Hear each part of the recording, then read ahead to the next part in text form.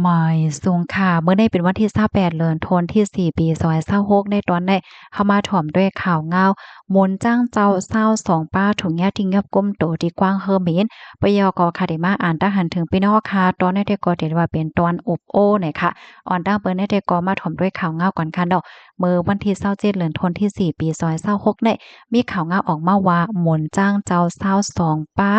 อันลูกดีเมืองไทยเสียก็ติปอกขึ้นศรีลังกานั่นถุงยาทิ้งยับก้มโตที่กว้างเฮอเมนดิเวงโคลัมโป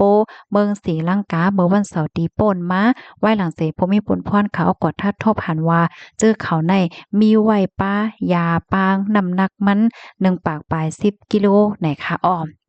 ไล่ฮู้ว่าหมนจ้างเจ้าเขาในค่ะกำปานำก็ตึกเป็นลูกเฮียนอยู่นั่นน่ะเนาะถุงยาที่ยอบกุมโตดีกว้างเฮอเมนในเขาไว้หลังเสเขาเจ้าในออกข้าวตั้งแอวแลดีเมืองไทยข้าวตั้ง4วันเนี่ยค่ะปยกและหับลวงกำเทียมปันเฮียงดีโพมีน้ำใจเจตนาอันอำไข่ออกจื้อก่อนหนึ่งค่ะออกปันกาใช้จ่ายตั้งหมดเนี่ยตั้งฝ่ายปะเล็งในปื้นตีลาติสึกข่าว PPC ว่าพ่องยามมื้อเหลียวในตั้งฝ่ายภูมิพลพรเขากรไลติงกับก้มโตสังฆาเจ้า23ป้ามีรองตั้งหยุ่มยำว่าสังฆาเจ้าเทียงป้าหนึ่งในไหนอำไลโคมออกข้าวตั้งจอมก้อยกะวาและเป็นก้นจัดการข้าวตั้งในปอกกำไนปยก็มีรองลาตีสังฆาเจ้าเขาว่าโคของเจ้าไหนเป็นอันดีเปิ้นหลู่ต้านปันจังไหนอะเนาะปยก็ได้มีกามาหับไว้หลังสีควาดถึงยาวจังไหนนี่หรือเซนั่นยังกดทัดโทบหันแคบหัง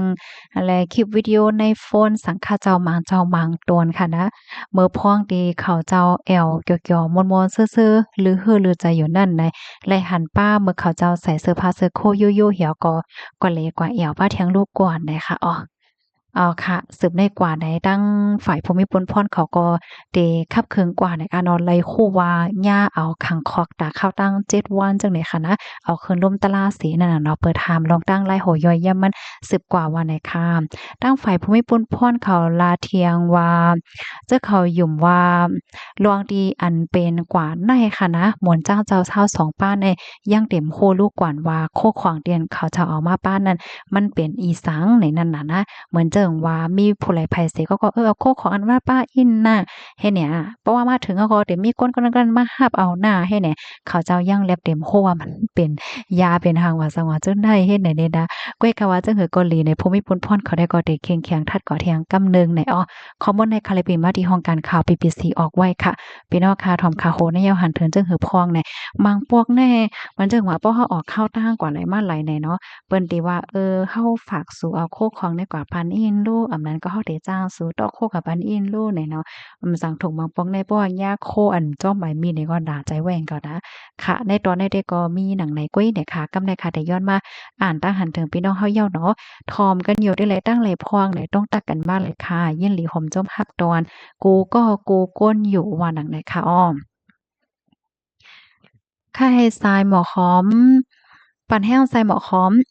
ข่าวเมืองราชาและยูเครนป้าพองคาไหนเนาะไรค่ะเด็กเข้าใจหาข้อมูลเสียก็มาเปิ่นแพค่ะเนาะเพราะว่ามาด้วยในสายงานออนไลน์ราชาและดังยูเครนก็ไปเย้าค่ะนะต่อถึงมื้อเหลียวในเนาะมาเทียงทหารถึงอันหนึ่งค่ะปีสาวเฮาหมู่เจต้องตั้งมาว่าเมืองอันมีศึกจุ่มเหลียวนั่นหลีกว่าเข้าหาบท่ามการซึกอยู่ได้ยาวในว่าค่ะเพราะว่าเฮาคามาเลยเพียนด้วยเมืองในโลกลมฟ้าลงในกำนำก็ได้มีศึกจุ่มเหลียวค่อยเนาะเฮาก็เพราะว่าเมืองบางเมืองที่อันมีศึกหลายจุ่มเนี่ยก็อารมณ์มันซุกซักไว้เนาะพี่น้องเนาะจังว่านั้นค่ะตัวอย่างมันเหมือนจังตั้งป๊อดตอนสุดานเขาก็ต่างเมืองที่อันมีศึกหลายๆจุ่มเฮ็ดจังเนี้ยเนาะมันก็มีปัญหาปฏิฆาตคนเมืองก็ตุกข้าวอะสังว่าเฮ็ดเนี้ยนะกุ้ยกาเฮาแต่ก่อนนี้ว่าเฮาไปมีศึกนำหลานในมันก็มีรองมีตั้งมันค่ะเนาะมันก็มีรองป่นเป็นห้าสังหารเนี่ยมันก็จะมีมาจุ่มลุกเพิ่นว่าสังว่าจังได๋เฮ็ดให้นั้นน่ะเนาะ ต้องตักกันมาเลยค่ะถ่อมกันอยู่ได้เลยตั้งไหลพองค่ะเมื่อวานเนี่ยค่ะข้ามไลอ่านตั้งหันถึงพี่น้องเฮาเนี่ยค่ะเนาะก็ปันตั้งหันถึงมาไลอยู่เนี่ยค่ะผมเจ้าภาพตอนกูก็กูโก้นเนี่ยค่ะเนาะพี่น้องเฮาค่ะกินข้าวพักสังกันค่ะในวันมื้อใดเฮ็ดกินผักสางเนี่ยเนาะข้าวใส่หมกหอมได้ก็เฮ็ดกินผักกาดโจ้เนี่ยค่ะ ภาคใต้เฮาค่ะได้มันหลีกินค่ะเนาะมันมีพ่นหลีตอนตาปลาอยู่หลีเฮ็ดแหน่นะผักอีนางเขียวน้ำพริกนอกว่าปลาแอบว่าวอนลามวอนแอบว่าจังได๋เนาะวอนแน่บางทีแน่เอาไหวมันเฮ็ดไหมมันเฮ็ดเนาะไหมมันเหหมวกมันเหหลีม้อนแหเขาว่าแน่ไหมสุงค่ะรับถอมปันแห้งอยู่ค่ะอ๋อค่ะยินจมค่ะต้องตากันบ้านเลยค่ะนะถ่อมกันอยู่ที่ไรตั้งไรพองเลยค่ะลวงเป้งเป้าห่านใจเนื้อตัวเจ้าเก่าแน่ลำลองได้เนาะเนี่ยแม่นเหี่ยวค่ะก้นเฮาค่ะแน่เพราะว่าเฮาค่ะเป้งเป้าห่านใจในภาวะจัดปานเฮาเนี่ยเฮาค่ะก็ได้มีตั้งชื่อค่ะเนาะเหมือนจังว่าเฮาค่ะเฮ็ดหน้าที่ปนพ้อนอีสังอยู่เนี่ยเฮาค่ะก็เฮ็ดให้มันเต็มที่เนี่ยค่ะเนาะหน้าการตางานกูเมียวๆกูอันๆค่ะมันก็มีกงสิค่ะเหมือนกันหมดเนี่ยเนาะมาแทงทหารถึงอันหนึงค่ะกูหมายโพใจนั่นอย่าว่าโหสิบเสว่า16ไหนคะละออ อย่าว่า60อย่าว่า16เนี่ยอายุ60บ่ดอกตึกหันหนุ่มอยู่นะบ่ตุ้ยเนี่ยมาแทงทหารถึงอันหนึ่งค่ะอยู่เว้งสีเสียงเสไปถ่อมอยู่กูวันค่ะอ๋อค่ะยินจมค่ะมาเทียงค่ะมาลัดแหน่ตั้งโหตั้งหันกวางพองค่ะอ๋อค่ะไรค่ะเด้เนาะป้อมาตุ้ยวงวังเนี่ยป้อไรมาลัดลองตั้งโหตั้งหันเฮิงหนาวเนาะพี่น้องค่ะข้าวใส่หมอหอมก็กลุ่มปักตาด้วยตั้งปอดวันออกกลางเฮ็ดจังแหน่ดอก ข่าวง่าวเกี่ยวกับเรลองการวานการเมืองการศึกว่าสังหวะจังไหนก็มาแห้งเตะค่ะเนาะพ่องย่ามมาเหลียวได้ค่ะนะ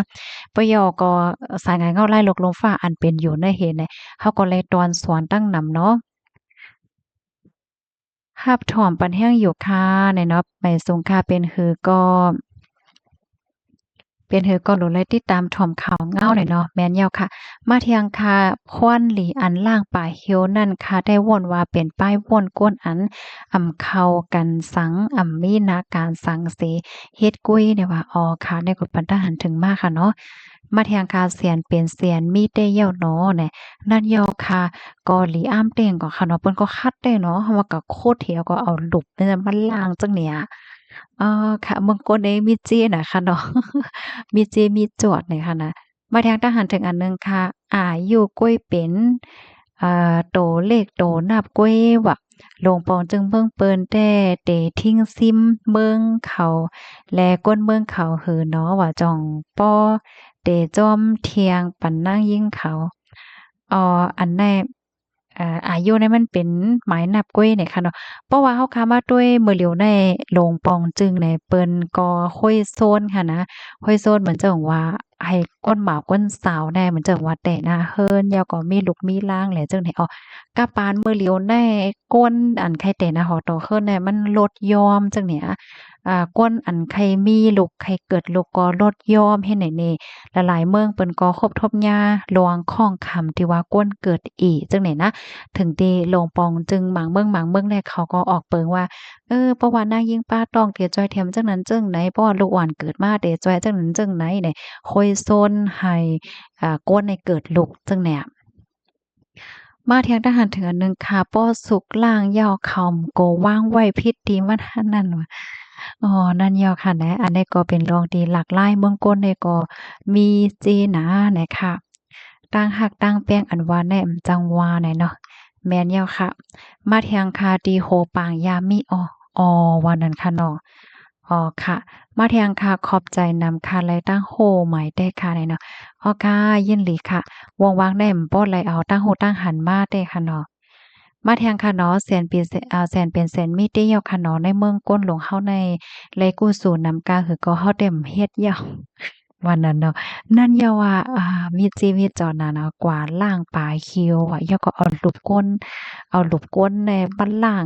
ย่าก็เอาน้ำเล้งล่างให้แหน่ว่าเนี่ยนะมันมีเจน่ะเดะขะเนาะเมืองก้นโคงกลางลงแน่บางปอกอันเฮาถ่อมขากูวันเนี่ยก็มันก็เฮ็ดให้เฮาคาไหลหันค่ะเนาะว่าโอ้ในเมืองก้นเนี่ยมีเจน่ะแหน่ค่ะนะมาแทงทหารถึงอันหนึ่งค่ะตั้งเฮาก็มีข่าวก้นอันโนเซ็งสาใจในน้ำหมอจังไหนอ๋อว่านั้นค่ะ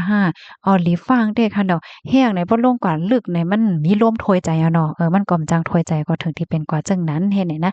มาเที่ยงค่ะฝนมาตั้งขึ้นเหยียบคำว่าโอ้ใจ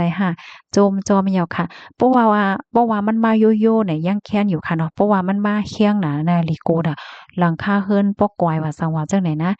ว้สุงค่าถ่อมอยู่ตาเสโกข้าวยามค่ะอ๋อค่ะฮับถ่อมปันแห้งอยู่ค่ะอ๋อค่ะหลีเด้อค่ะไม่สูงค่าว่าเว้งเหลือมันตะเลโอ้โฮเว้งเหลือมันตะเลก็มาแล้วเนาะค่ะยินโจมค่ะโจมจอมแล้วค่ะที่ฝนตกเนาะแต่แล้วก็จนเย็นจะอีกหนึ่งป้อมเนาะเนี่ยมันร้อนไหม้แห้งน่ะอาล่ะค่ะนะเมืองง้อถ่อมอยู่ค่ะถ่อมอยู่กูว่านค่ะเนี่ยเนาะค่ะยินโจมค่ะมาเที่ยงค่ะไก่ย่าวน้องปีเตไลมาตั้งหมู่เจนนำคำในตั้งอ่ำต่อเสียอีกแล้วค่ะอ๋อวันนั่นยาวค่ะอ่านั่นยาวว่านั้นก็เลยออกข้าวตั้งกว่าเมืองใต้ปะทองค่ะนะ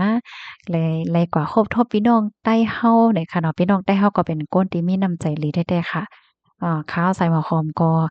เก็บไว้ที่หมายตวงค่ะเนาะก็เลยโฮบเลยทบกันในขณะมันก็เป็นรองตีหลีค่ะเนาะมาทางตั้งหันถึงอันหนึ่งค่ะพี่น้องป๊อดของแต่ห้องไม่ปกไม่หมองป๊อดจานห้องไม่หวกไม่หวองเนี่ยค่ะอ้อแม่นแต่อ้อแร้งในภาษากว้ำลาวเฮาค่ะแน่ตีหนึ่งแลตีหนึ่งแน่มันสิมีปลองปลายเปิงกันอิดๆออดๆเฮ็ดจั่งนี้หั้นเนาะกำนั้นแลเพราะว่าเฮาค่ะเปิดใจกว้างๆแหน่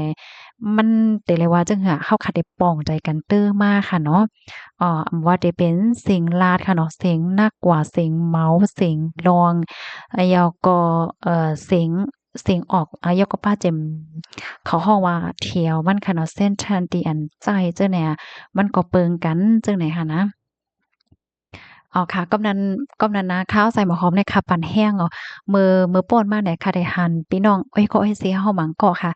หมังกอกเนี่ยก็จึกมันลาดค่ะเนาะลาดตั้งโฮดตั้งหันห้าอำนั้นก็ลาดลวงสังเสเมี่ยวๆแหน่หมักปอคำไก่ย่าเปิ้นว่า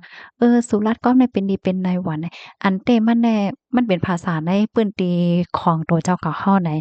ลาดคาราคาได้ครับค่ะปั่นแห้งค่ะนะข้าวว่ามันหลีถอมค่ะนะเหมือนจะถึงว่าพี่น้องทุ่งบ้านลัดเนี่ยมันก็หลีถ่อมโย่หนึ่งเนาะจ่องเมียนห้าเสียงมันก็เตเปิงกันอีเนี่ยพี่น้องตั้งปอดทุ่งโป่งลัดเนี่ยมันก็หลีถ่อมโย่หนึ่งค่ะมันจะเฮาลัดกว้ามในเสียงเฮาเตเปิงกันเนาะมันจะเฮาลัดกว้ามใต้โลงเนี่ยเสียงมันเปิงกันห้าสังห้าเนี่ยเขาวนว่ามันใจร้องข้องคำเนาะเพราะว่าเฮาขับปองใจกันไล่ในเนาะจ่องแม่นค่ะก็ปันแห้งค่ะมาแทงค่ะอยู่เมืองปอกเซทอมค่ะอยู่ค่ะฝนตกแห้งเตี้ยวค่ะโอ้โฮ หลายๆปื้นตีก็ฝนตกมาเหย้าในเนาะก็เป็นโรตีหลีแต่ค่ะคอมเมนต์มาได้ซ้อนไว้ค่ะเนาะเพราะว่าพี่น้องเฮาค่ะแต่มาแหวก็ค้ำเลยอ่านยากเลยจังได๋ก็ย้อนน้อมค่ะยินจมพี่น้องค่ะกูก็กูก้นตีรับถอมปันแห้งค่ะย้อนให้อยู่เลยกินหวานและรอดเพกันกูก็ค่ะน้อเหมยสุงค่ะ